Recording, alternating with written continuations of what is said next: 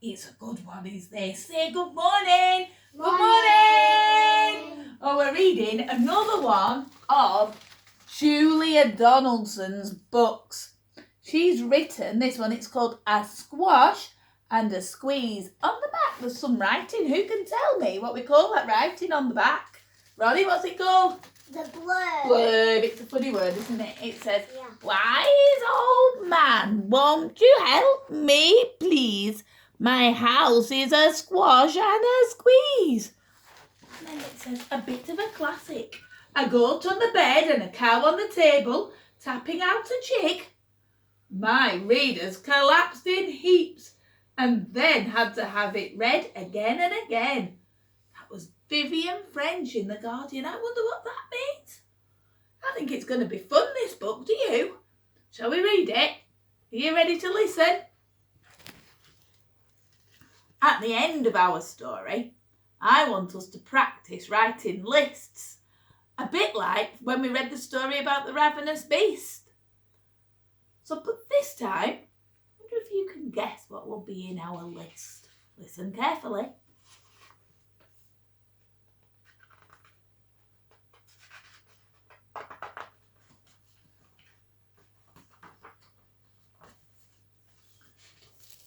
A little old lady lived all by herself, with a table and chairs and a jug on the shelf. A wise old man heard her grumble and grouse.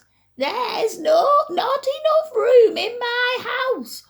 Wise old man, won't you help me, please? My house is a squash and a squeeze."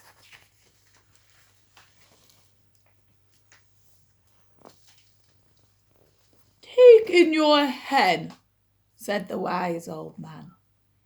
"Take in my hen? What a curious plan." Well, the hen laid an egg on the fireside rug and flapped round the room, knocking over the jug. The little old lady cried, "What shall I do? It was porky for one, and it's tiny for two. My nose has a tickle, and there's no room to sneeze. My house is a squash and a squeeze." And she said, "Wise old man, won't you help me, please? My house is a squash and a squeeze." "Take in your goat," said the wise old man. "Take in my goat? What a curious plan." Well, the goat chewed the curtains and trod on the egg, then sat down to nibble the table leg. The little old lady cried, "Glory be! It was tiny for two, and it's titchy for three." The hen becks the goat, and the goat's got fleas. My house is a squash and a squeeze. And she said, "Wise old man, won't you help me, please? My house is a squash and a squeeze."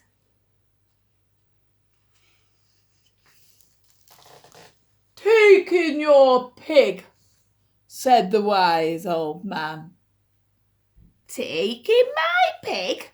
What a curious plan." So she took in her pig, who kept chasing the hen and raiding the larder again and again. The little old lady cried, "Stop! I implore! It was titchy for three, and it's teeny for four. Even the pig in the larder agrees. My house is a squash and a squeeze." And she said, "Wise old man, won't you help me, please? My house is a squash and a squeeze." "Taking your cow," said the wise old man. "Taking my cow? What a curious plan." Well, the cow took one look and charged straight at the pig, then jumped on the table and tapped out a jig. The little old lady cried, "Heavens alive! It was teeny for 4 and it's weeny for 5. I'm tearing my hair out.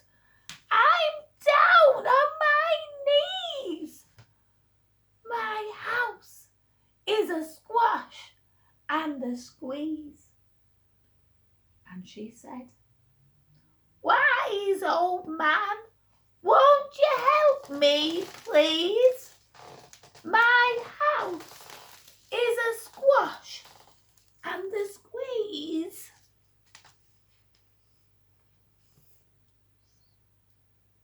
"Take them all out," said the wise old man. "But then I'll be back where I first began." So she opened the window and out flew the hen. "Oh, that's better. At least I can sneeze again." She shooed out the goat and she showed out the pig.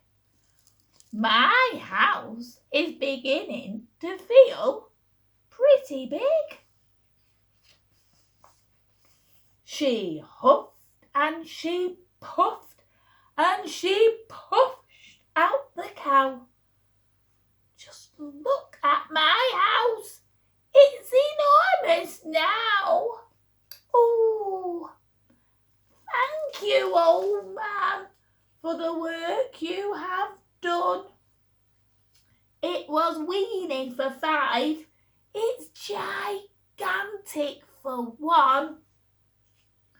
There's no need to grumble and there's no need to grouse.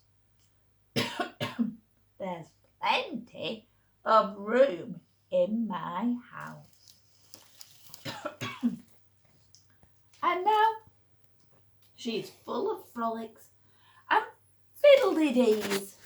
It isn't a squash and it isn't a squeeze. Yes, she's full of frolics and fiddle-de-dees.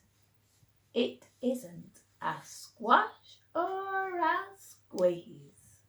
That was funny, wasn't it? She let in all the animals because it felt very small, and then when she let them all out, it felt really big again. I need you to help me to remember, Ronnie, what animals she let into her house, because remember, we're going to write that list. So who was it? It wasn't just a man who told her. Who was he? What was he called? He was called wise old man.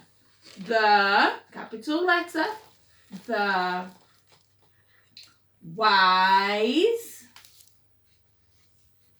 old man told. She wasn't just a woman, was she? Told the old woman. Told the old woman to take him what? Can you remember what the first thing was? Chicken. So the first thing in my list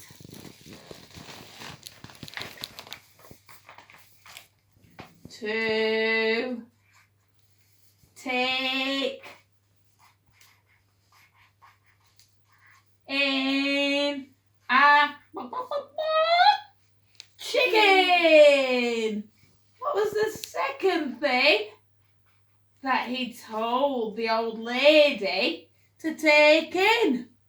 What was the second thing, Rosie? A pig. Oh, but because we're writing a list, Ronnie, what special punctuation do I need after my chicken? Go on, tell me. Apostrophe. Oh, not an apostrophe there in the sky. Good try. But then down below on our line, it's a comma. We need a comma. A full stop with a tail. A chicken, a pig. What else did she take in? It's got the O sound in it. Oh, what was it, Ronnie? A goat. Oh, look. It's next in our list. A chicken, a pig. What do I need? Not an apostrophe. A comma. A full stop with a tail. O. And what was the last thing? It was big. And it makes this noise. Moo. Cow. What did you take in last, Rosie? Cow. A cow. Ooh, it wouldn't sound right if I put a chicken, a pig, a goat, a cow. Would it? What word do I need? And before the last thing in our list, we need an and. And. Ow. The ow sound. And on the end, a full stop. You can choose whether you'd like to write down the animals that the wise old man told the lady to take in, or you could choose animals of your own. Maybe he would tell her to take in an elephant. Then it really would feel like a squash and a squeeze, or a rhinoceros. What other animals could she take in? Rose? A unicorn. A unicorn. Ronnie, can you think of another animal she might take in? A horse. Well, I'm really looking forward to the answers that you write to me and tell me what the wise old man would tell the old lady to take into her house so that it doesn't feel like a squash and a squeeze anymore. See you soon. Bye, everybody. Say bye to everybody. Bye. Bye.